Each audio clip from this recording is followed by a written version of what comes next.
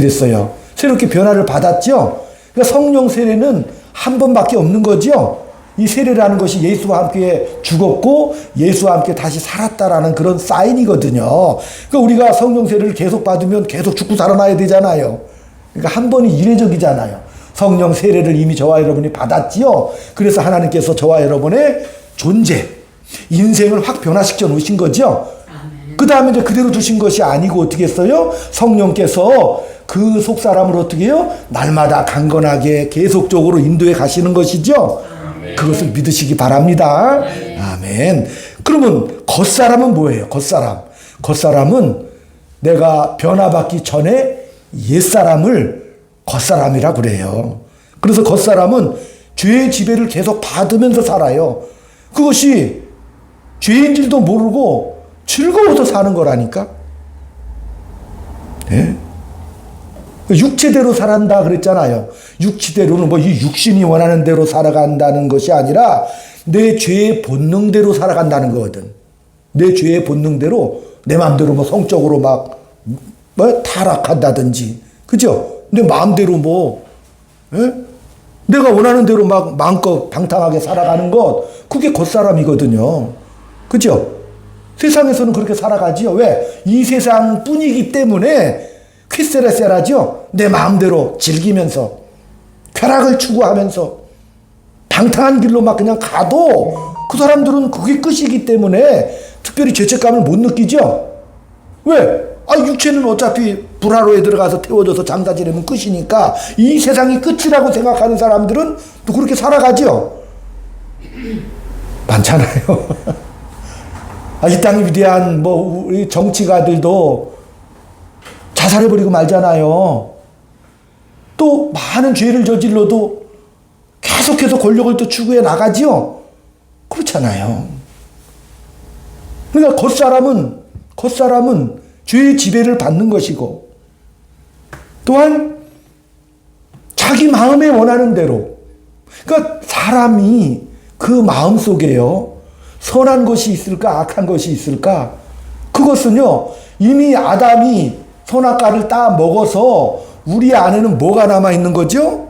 악한 본성이 남아있다니까요. 그러니까 내 본성이 원하는 대로 살아가는 것이 겉사람의 삶이라니까요. 그러니까 성경은 뭐예요? 겉사람은 날로 후패해가나 썩어져 가지. 우리는 겉사람은 이 겉의 육신은 늙어가지만 속사람은 날마다 새롭게 되는 삶을 살아갑니다. 예, 그러니까 겉사람의 지배를 벗어나서 성령님의 은혜대로 살아가는 복된 여러분의 삶이 되시기를 주의 이름으로 축원을 드립니다. 오늘 이 말씀은 요셉의 생일을 지금 요약하고 있습니다. 요셉은 야곱의 11번째 아들로 태어나죠. 사랑했던 아내 라헬의 첫째 아들입니다. 그러니까 야곱이 그 라헬의 그 아들이었던 요셉을 정말 좋은 옷을 입히기도 하고 일도 안 시키고 형들은 험한 데 나가서 목주보라 하지만은 그러나 야곱은 요셉을 그렇게 사랑을 해서 애지중지했어요. 예. 그런데 이 요셉은 뭐 나이가 어리니까 이 철없는 요셉은 그 와중에 형들을 고자질하고, 그죠? 그러니까 이 형들이 화가 나가지고 합심해서 요셉을 죽이기로 작정하고, 또 그러다가 에휴 죽이느니 그냥 노예로 팔아나 먹자. 이게 요셉이거든요. 이게 요셉이에요. 그러니까 이 요셉은 한마디로 말하면 철없는 자기의 그 잘못이라면 잘못이야. 그 잘못이라기보다도, 그죠? 그거 하나 때문에 파란만장한 인생을 겪게 되지요. 그래서 노예로 끌려가서 애굽의 시위대장 보디발 장군의 종이 되고, 또 거기서 장군의 눈에 들어서 집안의 책임자가 되고, 그런데 또 그 아내가 하필이면은 그 요셉을 또 유혹해요. 그래서 자기는 그 유혹을 물리쳐서 그 물리친 죄로 말미암아 무고함을 받아서 시위대 뜰에 안에 갇히게 되고 이런 인생을 살게 됐습니다. 형들에게 죽임당하고 간신히 팔려가고 또 억울하게 옥살이하고, 그러니까 그의 생애는 한마디로 말하면 아니 정신없는 그런 억울한 생을 살아가지요. 그러니까 그 요셉은 그가 얼마나 많은 상처를 받았는지 오늘 17절에도 보면 그가 한 사람을 앞서 보내셨으며 요셉이 종으로 팔렸도다. 그의 발은 착고를 차고 그의 몸은 쇠사슬에 매였으니, 그러니까 육신적으로 착고를 차고 쇠사슬에 묶였으니까 얼마나 고통스럽겠어요.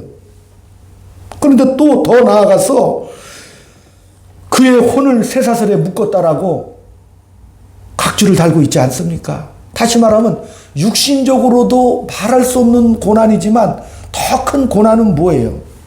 혼이 쇠사슬에 묶일 정도로, 예?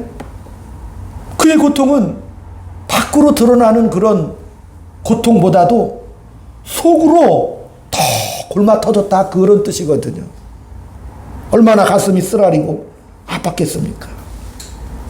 예? 따져보면 철없는 그 요셉이 그저 아버지의 사랑받고 철없는 행동을 한 것뿐이죠. 그런데 그 결론은 결국은 감옥에 갇히고 이제는 죽을 수밖에 없는데 하나님께서 바로 왕에게 꿈을 꾸게 하셔요. 요셉은 요셉대로 착고에 차서 혼비백산한 상태로 지금 있는 상태잖아요, 본인은. 근데 하나님은 또 하나님의 일을 하시는 거죠. 바로에게 딱 꿈을 쪄가지고, 이 바로가 그 꿈을 꾸고 나니까 너무 이 꿈이 심각하거든. 누구도 전국에서 이 꿈을 해석을 하지를 못해요. 그런데 마침 술 맡은 관원장이 감옥에 있다가 자기가 꿈을 꿨는데 요셉한테 그 꿈을 한번 말한 적이 있거든요. 그러니까 요셉이 그 꿈을, 술 맡은 관원장의 꿈을 해석을 해줘요. 당신 왕 앞에 다시 나가서 권력도 되찾고 왕의 사랑을 받을 것이다 라고 그렇게 하니까 이 술 맡은 관원장이 감옥에 갔다가 요셉의 꿈 해몽 그대로 딱 맞아 떨어졌어. 다시 왕이 불러가지고 왕의 사랑을 다시 받아요. 근데 왕이 자기 꿈을 얘기를 하니까 그때서야 생각난 거지. 야, 내가 감옥에 있을 때 요셉이라는 시부리 청년이 꿈을 해석해 주었어. 그러니까 왕 앞에 보고를 하죠. 그러니까 왕이 그래? 그런 사람이 있어? 그 요셉을 불렀죠. 그 요셉이 보기 좋게 그 꿈을 또 해몽을 합니다. 왕이시여, 당신이 꾼 꿈은 앞으로 정말 유례없는 7년의 대풍년이 올 겁니다. 그리고 그 다음에는 그 풍년을 먹을 정도로 더 심한 대흉년이 7년 동안 올 겁니다. 그리고 왕이 깜짝 놀라죠. 나라를 통치하는 왕이잖아요. 그럼 어떻게 하면 좋겠느냐. 그러니까 요셉이 7년의 풍년 기간 동안에 곡식들을 7년 흉년에 대비하여 창고를 짓고 잘 저장하면은 그 위기를 벗어날 수 있겠습니다. 그러니까 왕이 당연히 그를 총리로 삼아서 네가 그 일을 해라. 그래서 이 이야기의 핵심은 지난주에도 은혜를 나눴지만 자기 가족을 구했다는 것으로 해피엔딩으로 끝났죠. 자기 가족을 구했죠. 그 형들이 죽이자고 했고 팔아먹었고, 그런데 결론은 뭐예요? 가족을 구한 행복한 해피엔딩으로 끝났고, 요셉도 이제 복수를 안 하고 자기에게 일어난 그 모든 눈물겨운 사연들은 하나님께로부터 말미암았다는 것을 고백하고 깨우쳐서 끝까지 그 형들을 미워하지 않고 사랑의 공동체를 이룬다는 이 드라마의 전개가 한마디로 말하면 어떻게 해요? 매우 파란만장하죠? 막 뒤집어졌다 엎어졌다 하는 거 보면은 기가 막히지 않아, 이 드라마가? 그죠? 그렇잖아요. 이게 뭐 뒤집어져 죽었다가 살아났다 할 정도로 극심하잖아요. 이 요셉의 일대기가. 예? 형들이 동생을 죽이기도 하고, 그러다가 팔아먹기는 있을 수 없는 일이지요. 아주 잔인한 일대기잖아요. 그죠? 또 노예로 팔아먹었는데, 너무 잘 그 집에서 정말 총리로, 가정총무로 열심히 살았는데, 하필이면 또 그 마누라가 또 유혹을 해. 그런 일들이 너무 드라마틱하지요. 그러니까 이 성경은, 요셉은요, 성경에 보면은, 창세기 39장이나 40장에 보면은, 가는 데마다 형통했더라. 성경은 그렇게 말하고 있어요. 너무 정직해. 일도 잘해. 근데 성경을 보면 일 잘해서 손해봤죠? 너무 정직하게 살았는데 손해를 봤어. 예. 그래서 고난을 너무 받아서 희망이 없는 감옥에 갇힐 수밖에 없었어요. 그래서 감옥에 갇히니까 더 이상 기회가 없잖아요. 그죠? 감옥에 갇혀서 안팎으로 다 썩어 문드러져서 희망도 없고 기회도 없는 그런 인생. 근데 거기서 극적인 역전이 일어나요. 바로 왕이 꾼 꿈으로 말미암아 총리 대신이 됐는데, 오늘 본문에서는 뭐라 그랬어요? 백관을 제어하고 존경과 사랑을 한 몸에 받은 실력자 총리가 되었다는 사실이죠. 그러니까 이 드라마가 이게 좀 뭔가 좀 연결이 매끄럽지가 않아요, 사실은. 아이러니한 것으로 가득 차 있다는 얘기예요. 우리가 이 요셉의 일대기를 오늘 말씀을 통해서 볼 때도 잘못 생각하면 이 본뜻을 놓치는 경우가 많아요. 요셉이 정직하게 일했더니 성공했다. 그렇게 하면 이 본문이 너무 초라해지는 것이죠. 18절에도 보면은 19절 곧 여호와의 말씀이 응할 때까지라 그의 말씀이 그를 단련하였도다. 이 단련을 누구한테 적용하신 거예요?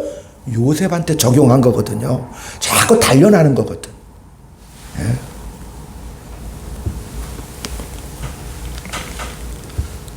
그러면 이 요셉의 이야기가 이 파란만장한 역설로 가득 찬 이 요셉의 일대기를 통해서 하나님은 무엇을 말하고 싶으셨는가?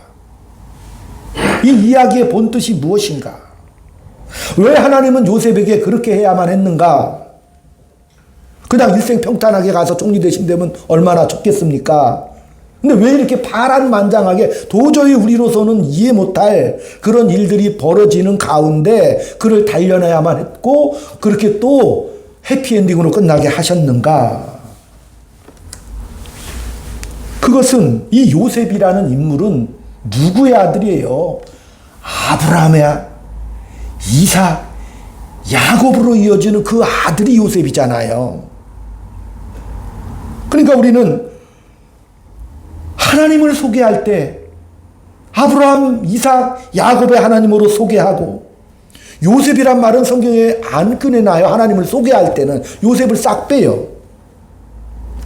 하나님은요, 이 구약에서 자기를 소개할 때 나는 너희를 종되었던 애굽에서 꺼낸 여호와라 이렇게 말하고 그렇게 자기 소개를 해요. 항상 내가 너를 애굽에서 꺼낸 하나님이다 이렇게 말씀하시는 거죠.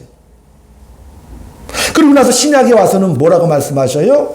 자기 아들을 우리에게 보내신 하나님이시죠? 예수님을 이 땅에 보내신 하나님이야 이렇게 또 말씀하시는 거예요.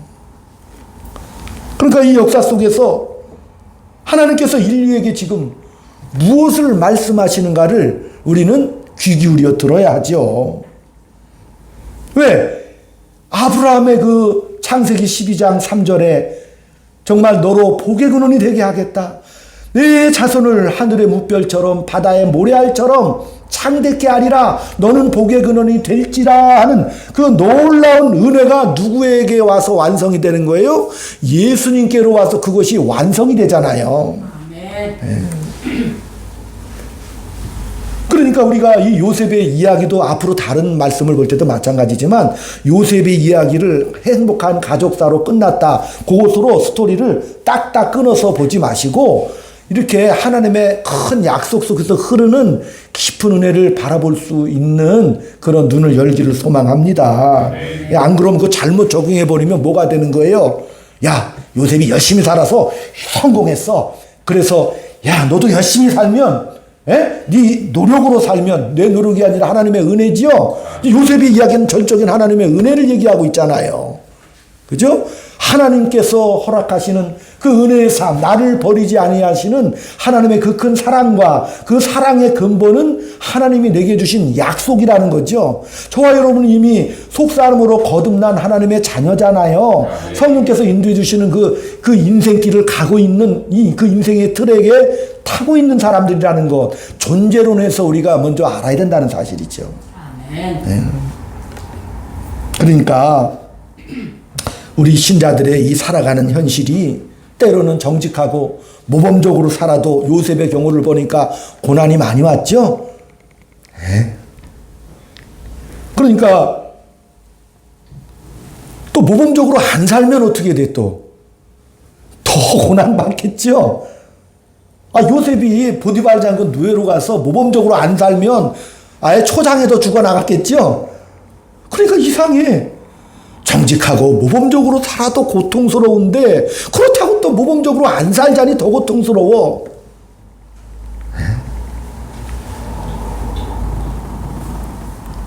성경은 형통하다고 했지만 우리 눈으로 보면 형통하지 않은 것 같잖아요. 갈수록 심해지잖아, 요셉이. 그러니까 우리가 이 사건을 통해서 하나님이 내 인생을 그렇게 인도하신다는 사실을 먼저 우리는 알아야 되는 겁니다. 예. 그러니까 하나님이 내 인생을 어떻게 그렇게 인도하실 수가 있어. 저도 내가 인생을 살아오면서 저는 일찍 목사가 됐어요. 세상 직업 가진 적도 없고 그냥 이렇게 목사가 돼서 왔는데 하나님이 내 인생을 왜 이렇게 인도하셨을까 생각해 보면 나도 많은 인생의 기회들이 많이 있었잖아요. 한 목사로서 제가 모셨던 목사님이 너 한번 큰 교회 내가 소개해 줄 테니까 부교육자 시설 마치고 글로 가라고도 했다니까요. 진짜라니까요. 근데 나는 나 산골 가서 죽어가는 영혼들 좀 전도하고 싶어요. 지금 생각해보면 얼마나 그 철없는 얘기야. 그죠? 그 철없는 그 얘기 한마디. 그것 때문에 나 죽을 고생하다 왔다니까요. 거기 가서 많은 그 육신적인 어려움, 생활의 어려움, 자녀 교육의 어려움. 내 통장에 적금 하나 쌓이는 거 내가 경험을 한 적이 없어. 지금도 그래요. 지금도 그냥 그렇게 살아요. 우리 성도님들의 눈물 어린 헌금. 헌금은 하나님 앞에 드리는 거죠. 돈 드리는 게 아니에요. 그냥 하나님 앞에 드리는 거예요. 그런데 제가 주의 종이 되어서 그 헌금을 가지고 호화롭지도 않아. 그러나 하루하루 이렇게 감사하면서 또 우리 성도들을 바라볼 때 영적인 저는 코치의 사명을 감당하고 있지 않겠습니까? 제 소원이 뭐예요? 우리 성도님들이 무사히 천국 갈 수 있도록 코칭하는 거죠. 맞잖아요. 다른 이단에 빠지지 않고 또 때로는 세속에 물들지 않고 그죠? 또 겉사람의 삶을 살 때는 내가 가서 하나님의 말씀을 증거하는 그 역할을 하겠죠. 저는 여러분의 형편과 사정에 관심 있는 세속적인 목사는 아닌 것 같죠? 맞잖아요. 그런 사람은 아니에요, 저는요. 그렇게 안 되도록 눈물로 기도하고 있다니까요. 요즘 그 유튜브에서 공전의 히트를 장식하는 데이비드 차라는 선교사, 목사가 있어요. 유튜브 설교를 통해서 그 설교가 얼마나 그럴듯하고 다이나믹한지. 그런데 엊그저께 그 사건이 터졌잖아요. 수십억을 횡령하고 또 집에 사는 것도 애인하고 같이 살아. 이런 말을 해서 못하겠어요. 이게 다 발각되고 드러난 거지요. 그러니까 그가 했던 그 모든 말들은 뭐예요? 속사람이 변화받지 않은 겉사람의 행동들이죠. 근데 또 제설교는 많이 들어봐야 50명이요, 원사님. 최고 기록이. 근데 그런 사람들 어떻게 30만 회를 돌파하냐고. 나 그런 거 보면서 막 놀라기도 해. 왜? 그 설교를 들어보면, 이 민족이 어떻고, 그죠? 이스라엘이 어떻고, 하나님의 지금 역사, 그 7년 전에 마지막 추수인가? 마지막 사명, 이런 책들을 펴내가지고, 그런 책들을 읽으면 현혹되기 참 좋아. 야, 이렇게 다이나믹하게 세계 역사를 인도하신 하나님의 역사, 이란과 이스라엘의 전쟁 속에 하나님이 이 민족을 들어 쓰신다라고, 그거 다 뻥이죠? 하나님은 어느 민족을 들어 쓰시는 게 아니고, 모든 사람을 어떻게 해요? 택한 백성, 죄에서 구원하시려고 이 땅에 오신 것이죠? 어느 민족 누구나 다 사랑하시고 구원하시려고 하시는 것이죠. 근데 그게 거꾸로 되면은 이게 민족 종교로 만들어버린다니까? 무슨 대한민국이 제사장 나라입니까? 아니죠? 그런 나라가 어디 있어요? 근데 자꾸 그렇게 말을 들어보면 어떻게 돼? 그 말씀 좀 그럴듯해 보이잖아. 근데 성경은 그렇게 말씀하시는 게 아니라고 하잖아요, 제가 지금. 그죠? 저도 어제 알았어요, 그 사건을. 근데 그런 분들 있지만은, 그러나 또 대부분 주의 종들이 어떻게 해요? 진실하고 충성되게 하나님 앞에서 열심히 주의 사명 감당하시죠?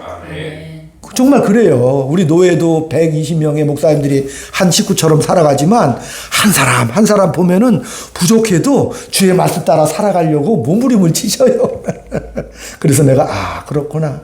하나님의 은혜와 사랑을 경험한 하나님의 종들이 또 때로는 억울해도 정직하게 살지요. 자기 맡겨진 현장 속에서 그 사명을 감당하려고 열심히 살아가는데, 그죠? 그렇게 살다 보니까 때로는 뭐예요? 고난도 또 많이 오죠? 그렇잖아요. 저 같은 경우도 그래요. 우리 목사님들하고 대의를 나눠보면 자녀들이 결혼할 때가 되고, 또 때로는 자녀들이 이 세상을 살면서 힘들 때 목사님들의 제일 큰 고민과 눈물이 뭐예요? 그때마다 돈으로 도와줄 수가 없잖아. 방 한 칸이라도 이거 얻을 수가 있어. 네? 자녀들이 시집 장가 가는데 무슨 100만 원이라도 내놓을 형편도 안 돼, 사실은. 네?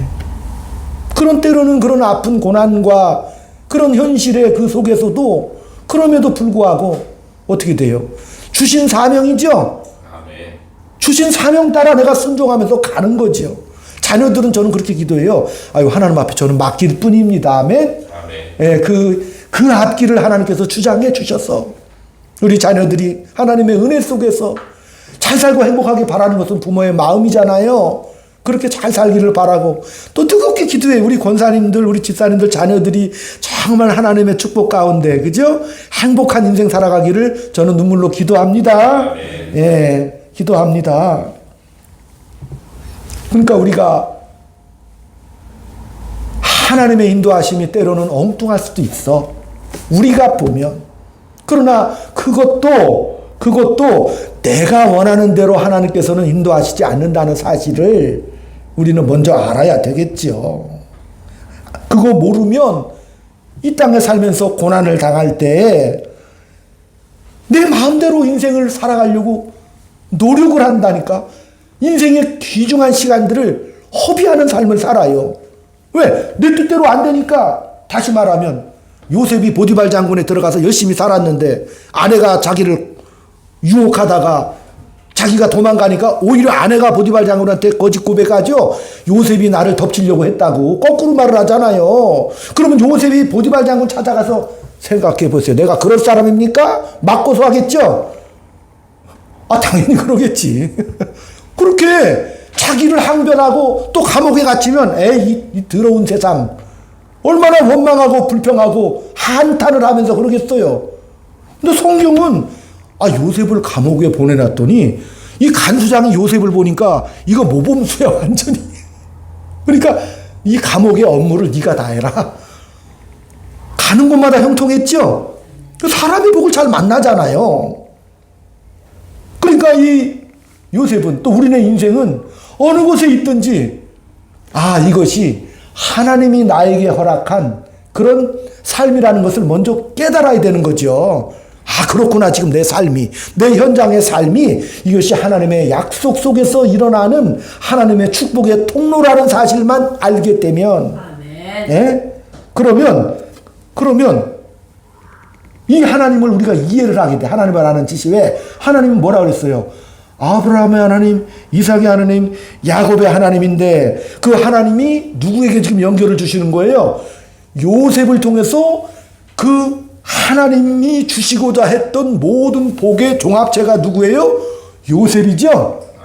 예, 복의 결정체라니까. 결론이죠. 아브라함의 하나님은 어떤 하나님?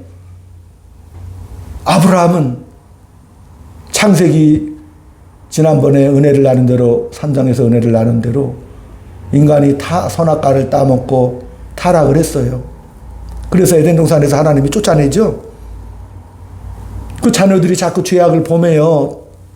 그러고 나니까 하나님께서 노아의 방주 홍수 사건을 통해서 노아와 7 식구만 방주에 태워서 살리시고 인류를 전멸시켜 버리시죠. 하나님의 심판을 통해서. 그러고 나서 노아의 자손들이 또 번성을 했는데 이것들이 또 하나님 말 안 듣고 어떻게 했어요? 바벨탑을 또 쌓죠? 바벨탑을 왜 쌓겠어? 야, 홍수가 와도 우리가 저 위에 올라가면 살 수 있다. 그거 아니에요. 인간의 어떤 하나님에 대한 도전이잖아요. 하나님의 은혜를 구하는 게 아니라 이게 거꾸로가 또 보면은 인생들이 타락한 그 길이라니까. 그래서 하나님께서 나 애했다. 그래 다 흩어버리잖아. 다 흩어버려. 언어도 다 흩어버리는 거예요. 지금 언어도가 많죠? 언어도 다 흩어버렸다니까 하나님께서. 단합하지 못하도록. 왜? 이것들이 단합을 해놓으면 좋은 곳으로 결론을 내서 하나님을 섬기자 이러면 얼마나 좋아. 근데 단합해가지고 꼭 대항을 하는 악한 길로 가거든. 그죠? 그 창세기 1장부터 11장까지 원역사라고 그래. 그래서 딱 끝났는데 이제 진짜 구속의 역사는 12장에서 펼쳐지죠. 하나님이 누구를 불러? 아브라함아 이렇게 딱 나오는 거야. 아브라함이 무슨 조건이 있다든지 무슨 특별히 자격이 있는 사람이 아니요. 뭐 신체가 좋아서 뭐 멋있고 그 부족이 훌륭해서 그것도 아니요. 아버지는 데라라고 그래서 우상 깎아 만드는 사람이요. 그리고 아주 가난한 아브라함이란 말이에요. 실력도 없는 우상을 숭배하는 그런 아브라함을 하나님께서 찾아가 주셔서 아브라함아 내가 너로 큰 민족을 이루고 복의 근원이 되게 하겠다. 왜? 창세기 11장까지는 멸망시키고 흩어버리신 그 하나님께서 이제 어떻게 하시는 거예요? 복의 근원 삼으시려고 첫사람을 부르시는 장면이죠. 그 사람을 딱 불러가지고 나는 아브라함의 하나님이야. 이렇게 극적으로 너를 택하여 불러낸 하나님이다. 이렇게 가르쳐 주시는 거예요.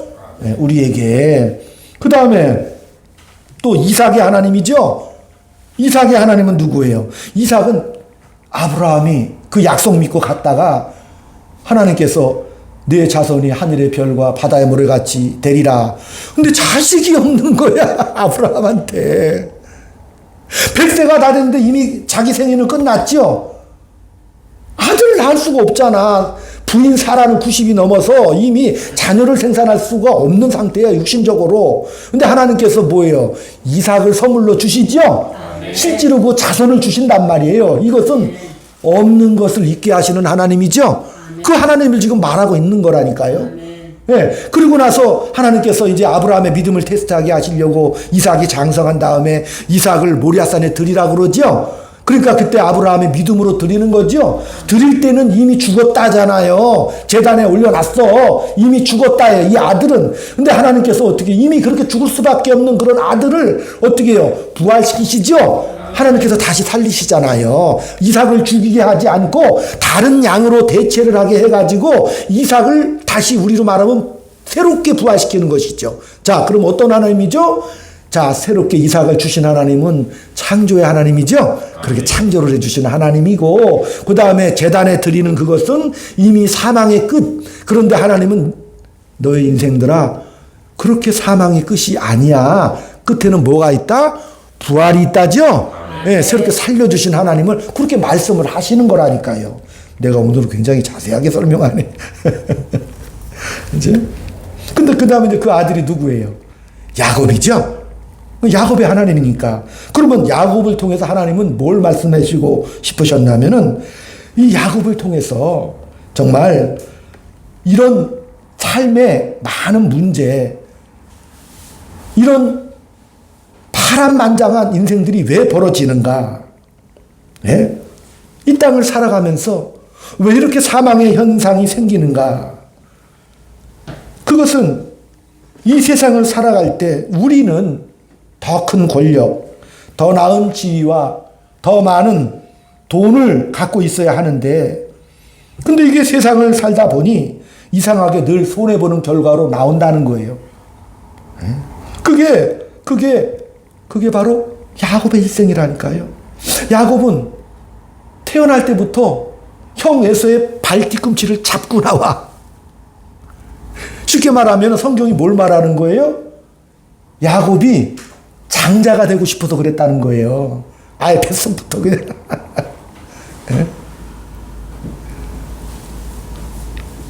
그러고 나서 나중에 너무 그 장자의 왜냐하면 고대는 부족장 시절이잖아요. 그러니까 장자에게는 차남보다도 몇 배 더 소유를 줘요. 그러니까 부와 권력의 상징이 장자권이에요. 그러니까 이 야곱이 장성하는 가운데 어머니와 그 짜가지고 어떻게 했어요? 아버지 이삭을 속이고 장자권, 이 장자권은 안수할 때 그 표시거든요. 그러니까 장자권 그 축복을 속여가지고 자기가 받아. 이삭은 팥죽 한 그릇에 멀리 보내고, 그 형 에서는 팥죽 한 그릇에 속여가지고, 예? 자기가 장자의 축복을 받아버려요. 욕심 대단하죠? 그 장자의 축복을 받았으면, 그 다음에는 이제 장자로서 분깃을 받고, 예? 그 부족장이 돼야 되는데, 상황은 완전히 변해버린 거예요. 에서가 그걸 알고 가만히 두었어요. 아무리 어리석은 에서라 그러지만, 이것 봐라, 이게. 부족장은 뭐예요? 돈과 물질과 권력의 상징이죠? 이게 내 걸 뺏어가 때려 죽이려고 그러니까 야곱이 도망을 가. 어디로 도망가? 멀리 떨어져 있는 외삼촌 라반의 집에 가요. 근데 이 야곱이 또 라반의 삼촌 집에 가서 종살이 하고 뭐 그러다가 조카잖아요. 그러니까 또 이게 머리가 좋거든. 왜? 자기 힘과 모든 노력을 기울여서 어떻게든 얘는 살아남아야 되잖아. 험악한 인생이요. 그러니까 라반 삼촌이 그렇게 따뜻하게 맡아줬는데 그 큰딸 레아를, 그 다음에 둘째 딸 라헬을 다 자기 부인으로 삼어. 어찌됐든. 그리고 나서 외삼촌에 있는 그 많은 소유의 양과 소와 염소 떼들을 속여가지고 어찌됐든 자기 양으로 다 만들어. 그리고 나서 그거 다 데리고 또 냅다 도망가. 그러니까요. 외삼촌 그 라반의 자식들도 또 가만히 안 있죠? 그거 가만 두겠어. 뭐 이상한 게 하나 와가지고 지 아버지 재산 다 뺏어가고 자기 누이들까지 다 뺏어서 그러니까 가만히 두겠어요? 그러니까 이 라반의 조카들이 야곱을 죽이려고 한단 말이에요. 그 야곱이 그 소유를 다 데리고 가다가 야복강 나루까지 간 거예요. 어디로 가야 돼, 그 당시? 뭐, 우리는 지금 뭐 서울 가고 부산 가면 된다고 그러지만, 그때는 부족국가 시대잖아요. 부족과 부족끼리 전쟁도 심하고 약탈과 살인과 방화가 심할 때거든요. 그러니까 이 야곱이 생각할 때, 야, 내가 이거 어디로 도망가냐? 다른 부족한테 가면 다 뺏기잖아요. 그러니까 생각난 것이 누구요? 옛날 배신 때리고 도망은 에서가 생각나겠죠? 그래서 그래, 내가 에서 형 찾아가자. 그래도 피부친데 죽이겠냐? 그래서 소유 다 데리고 야복강까지 갔어. 자, 뒤에는 라반의 자식들이 자기 죽이려고 군사를 몰아서 부족을 몰아서 막 죽이려고 쫓아와. 근데 나중에 알고 보니까 야복강 저 너머에 형 에서도 때려 죽인다고 400명을 끌고 오는 거예요, 지금. 그 야곱이 갈 곳이 없죠. 그렇잖아요. 사방의 우겨싸움을 당하고 있는 상태를 말하는 거죠. 그 야복강 나라에서 하나님 앞에 드디어 뭔 소리가 나와? 살려주세요. 그 야곱이 전에는 기도한 적이 없잖아요. 그죠? 그런 적이 없어, 이 일생은. 살려주세요. 네?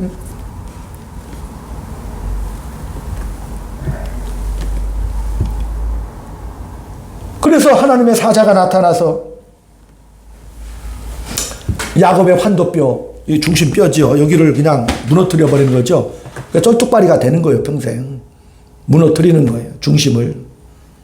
그러면서 하나님의 사자가 그렇게 말하는 거예요. 너 이름 뭐냐? 야곱인데요.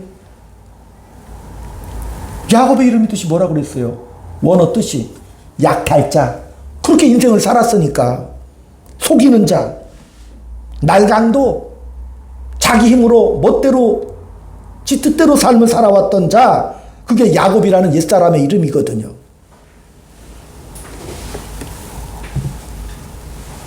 그 야곱이라는 이름, 저 야곱입니다. 다시 말하면 내가 이제 죽게 됐습니다. 사방으로 우겨싸여서 죽게 되었고 저를 보호해 줄 사람이 이 세상에 아무도 없어요.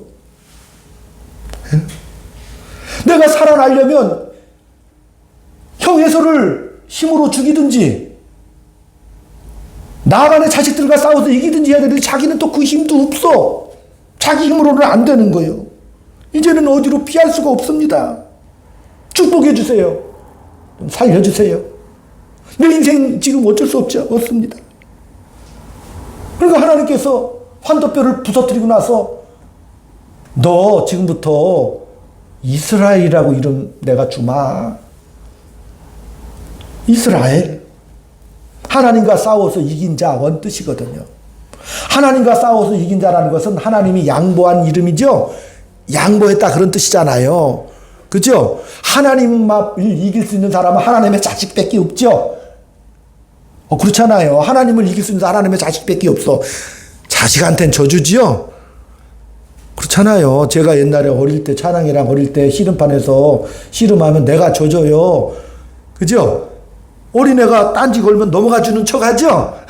그 져주는 거라니까? 왜? 그 사랑 때문에 져주는 거지요. 그러니까 너는 이제부터는 이스라엘이라고 해라. 다시 말하면 내가 너의 보호자다. 아멘. 에? 내가 너의 아버지다. 내가 너를 축복하는 하나님이다. 에? 내가 너의 부모다. 그게 야곱입니다. 그러니까 극적으로 아브라함을 불러내신 그 하나님, 복의 근원 되신 하나님, 이삭을 통해서 창조의 하나님, 사망을 이기신 부활의 하나님, 야곱을 통해서는 내 자녀, 내 아버지 하나님을 지금 말씀하고 있는 거죠. 이게 하나님의 통합적인 정체성이라니까요. 그리고 나서 그 결론이 뭐예요? 요셉으로 말미암아 그 하나님의 의도와 뜻이 축복이 꽃이 피게 되죠. 그게 이 요셉의 이야기의 핵심 주제입니다. 그러니까 야곱의 입장에서는 요셉이 죽은 줄 알았는데 나중에 또 가보니까 애굽의 총리 대신 되어서 온갖 높은 자리에 올라가서 힘 있는 자가 되어서 그 아버지 야곱의 그 자식들과 함께 눈물의 상봉을 하게 되는 해프닝의 결말을 맺게 됐죠. 그러니까 이 사건들을 통해서 하나님이 무엇을 만들어 내려고 하시는가? 평생 만족하게 하고, 평안하게 하고, 형통하게 하시는가? 아닙니다. 오늘 이 사건을 통해서 우리는 그 일어나는 하나님의 일들을 보면서 따라합시다. 저게 뭐야? 저게 뭐야? 그렇게 보게 하시는 거예요. 이 저게 뭐야? 감옥에 갇히고 정직하게 살았는데 온통 고통을 당하는 인생. 저게 뭐야? 라는 그런 과정을 통해서 뭘 만들겠다?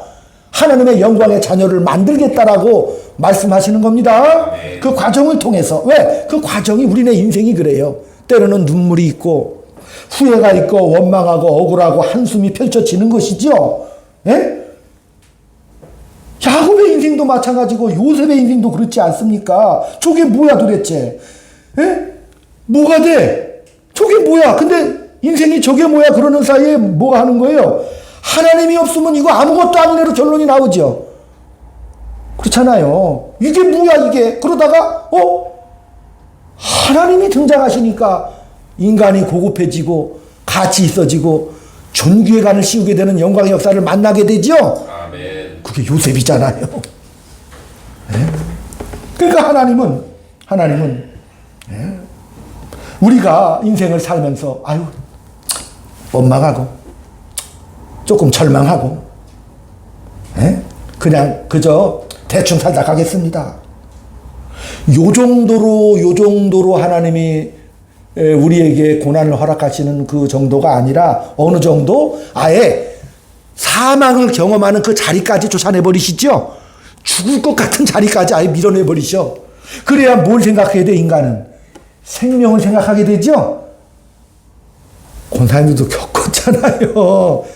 집사님 겪으셨죠? 정말 죽을 것 같은 그런 자리를 겪잖아.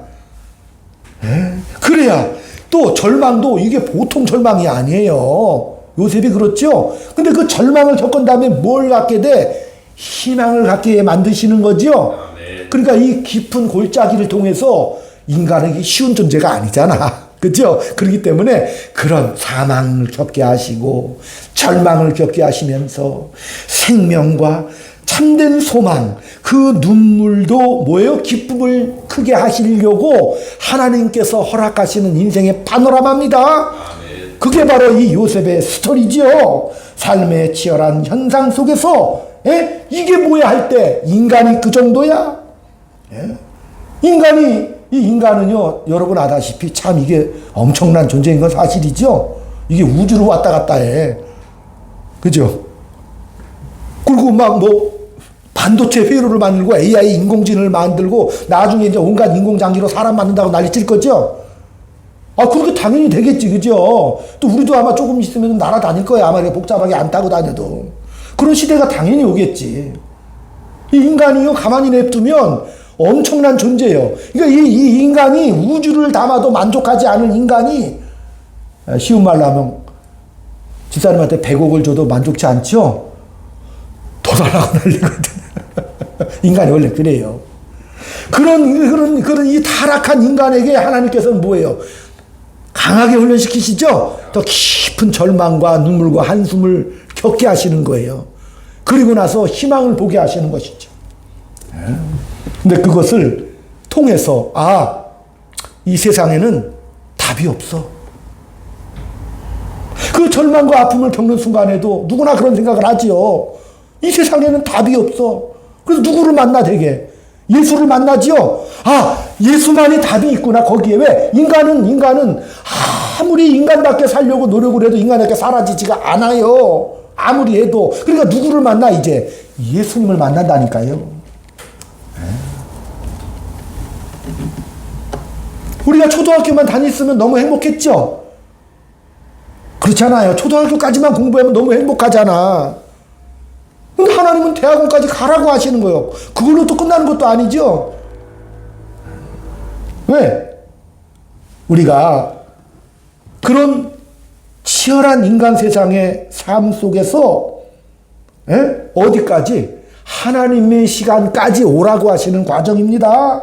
그래서 너의 실체, 너의 인간성의 실체, 너의 하나님은 우리의 어떤 품성, 내가 어떤 혈액형, 어떤 인성, 어떤 성품, 어떤 성질 가진 거 아실까 모르실까?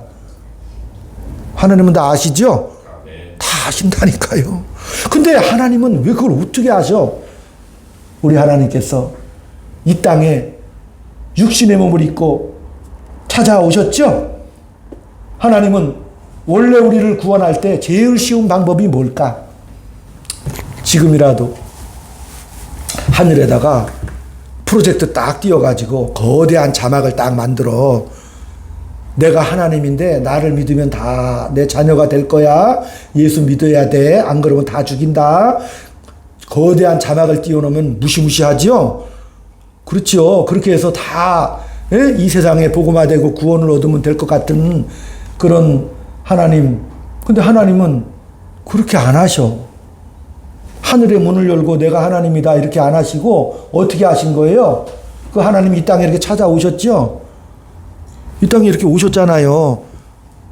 오셔가지고도 내가 각색을 해보면 십자가에 달려 돌아가시까지 3일만 그 일만 하시면 되잖아. 아버지가 원하신다면 야, 이 죄값을 다 내가 해결해야 되니까 네가 가서 십자가 지고 내 공의를 좀 만족해라. 나는 하나님이야. 내가 한 말 다 어길 수 없잖아. 돼지든 지고 와. 그럼 3일만 딱 하고 오면 끝날 것 같은데 예수님께서 어린아이에서 마구간에서 또 태어나셔가지고 33년, 그 당시는 평균 수명 정도 될 겁니다. 그죠? 그 긴 인생을 살게 하시는 것이죠. 그 성경은 뭐래? 히브리서 5장 8절에도 그가 아들이실지라도 고난을 받아 순정함을 배워 온전케 되었다고 그랬죠. 그러니까 하나님이 그렇게 하신 거예요. 이 땅에 이렇게 오셔서 그 눈물의 삶을 이렇게 겪으시는 거예요. 야, 이 인간들이 여기 와서 멈추고 주저앉고 자빠지고 넘어져.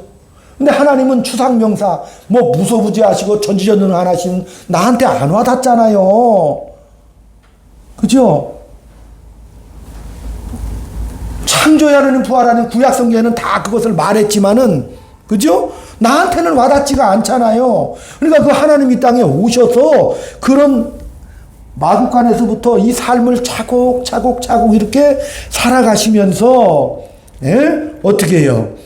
하나님이 진정으로 우리를 대접하고 있다는 것을 말씀하시는 거예요.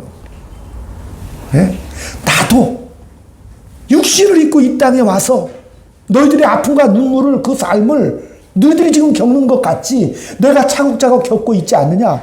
왜? 사람이요 진실하게 되면 진실해지죠. 하나님이 우리를 대우하사 진실한 마음으로 그렇게 대우하러 오셨다니까요. 그렇게 몸소. 그러면서 뭔 말 하시는 거예요? 마지막 부활승천하셔서 하신 말씀이 있죠. 내가 세상 끝날까지 너와 함께 할 거야. 아멘.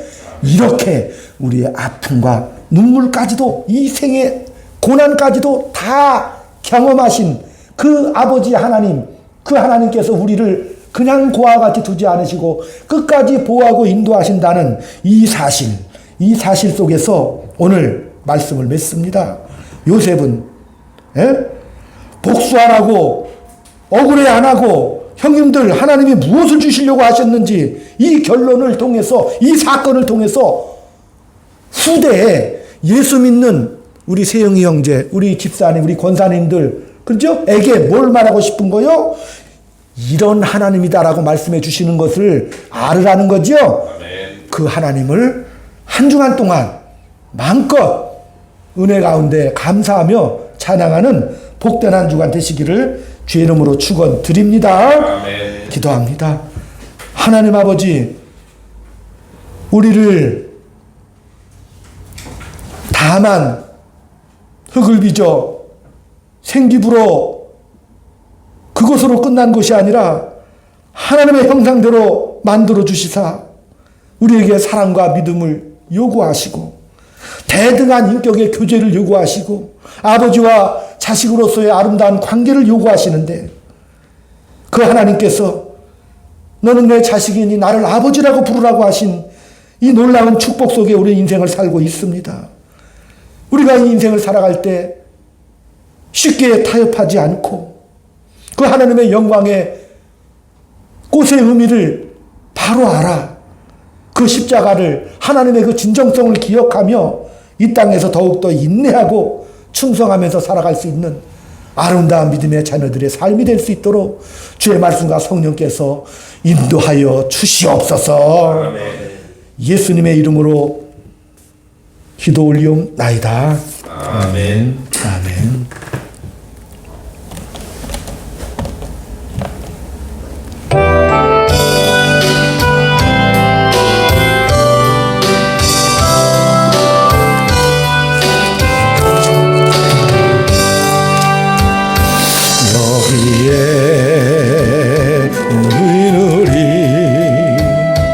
주의 은총 받은 자여라.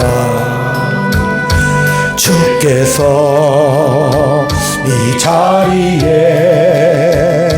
함께 계심을 아노라. 언제나 주님만을 찬양하며 따라가리니 시험은 갈 때도 함께 계심을 믿노라. 이 믿음 더 크세라. 주가 지켜주신다. 돌로내도 주의 발음을 인도하여 주신다. 주님이 뜻하시니 헤아리기 어렵더라도 언제나 주 안에 내가 있으라 노라. 사랑과 말씀들이 나를 더욱 새롭게 하니 때로는 넘어져도 죄의 승리를 믿노라. 이 믿음 더 크세라. 주가 지켜주신다. 어두운 밤에도 주의 발을 인도하여 주신다. 같이 기도합니다.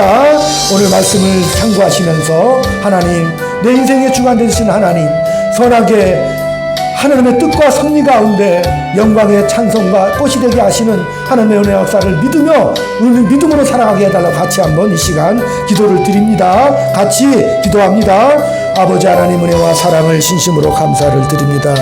주여 붙잡아 주시옵시고 주의 말씀 따라 아버지여 흔들리지 않고 영원한 나라를 소망으로 받은 저희들의 삶이 아버지여 때로는 넘어지고 자빠진다 할지라도 흔들려 뒤로 물러나지 않게 도와주시옵시고 주의 말씀 따라 순종하는 믿음으로 사는 삶을 살게 주여 붙잡아 주시옵소서. 아버지를 하나님을 아버지로 믿는 그 영광의 자녀들로서 이 땅에 살아가는 동안 그 말씀에 더욱더 그 의미를 깨닫고 우리에게 주어진 인생 원망하며 후회하지 않게 도와주시옵시고 하루하루 영광의 삶을 안고 살아갈 수 있는 아름다운 주의 자녀들의 삶이 될 수 있도록 주여 인도하여 주시옵소서.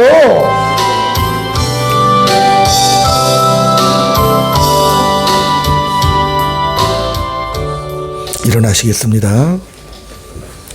살아서 역사하시는 거룩하신 아버지 하나님의 은혜와 사랑을 감사드리오며 주님 앞에 드린 이 귀한 예물을 기뻐 받아 주시사 이 땅에 살아가며 아브라함의, 이삭의 하나님, 야곱의 하나님, 또한 그 은혜 속에 나머지 삶이 풍성한 삶으로 결론 맺는 복된 인생 되게 인도하여 주시옵시고 현실에서 그 하나님의 의도와 사랑을 깊이 깨달아 더욱더 사랑과 용서와 관용의 그 은혜의 삶, 하나님이 나에게 이런 삶을 허락해 주셨다는 아름다운 믿음의 감사의 고백이 울려 퍼지는 놀라운 믿음의 역사, 귀한 힘을 낼 수 있도록 주여 역사하여 주시옵소서. 지금은 우리 구주 예수 그리스도의 은혜와 하나님 아버지의 극진하신 사랑하심과 성령님의 감화감동, 교통육사위로 충만하심이 오늘 주님 앞에 삶의 의미를 깊이 깨달아 이 현장 속에 하나님과 동행하는 그 아름다운 삶을 소망하며 믿음으로 확신하며 돌아가는 사랑하는 주의 자녀들 머리 위에 저들에 속한 가정과 직장과 이 교회 위에 지금부터 영원토록 함께 있을지어다. 아멘.